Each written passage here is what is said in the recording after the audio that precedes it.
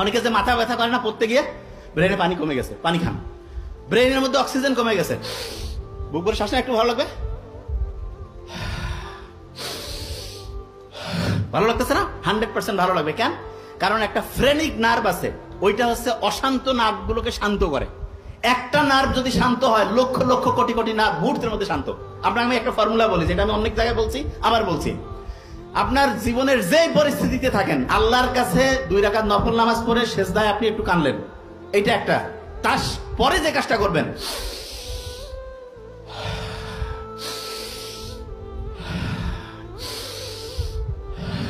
100% ভালো লাগবে। কেন? কারণ ফ্রেনিক নার্ভ আছে না, শান্ত করে। একটা নার্ভের কন্ট্রোল আল্লাহ দিয়েছে, অন্য কোনো কন্ট্রোল দেয় নেই। এবং নার্ভগুলো যে পরিস্থিতি, আপনার কেউ ধরছে, ভয় লাগতেছে, ভাইবা বোর্ডে ঢোকার আগে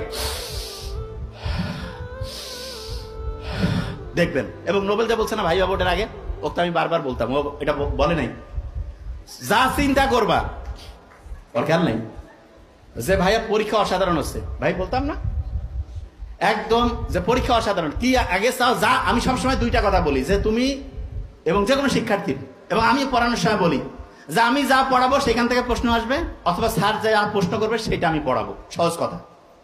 এবং আল্লাহর কাছে আমি বলি, আল্লাহ আমি যা পড়াবো সেখান থেকে যদি প্রশ্ন হয়, অথবা স্যার যেটা প্রশ্ন করবে সেটা আমি পড়াই, 2টার একটা হইলে হবে। যেটাই আল্লাহ দেও 100-100, কোন সমস্যা আছে?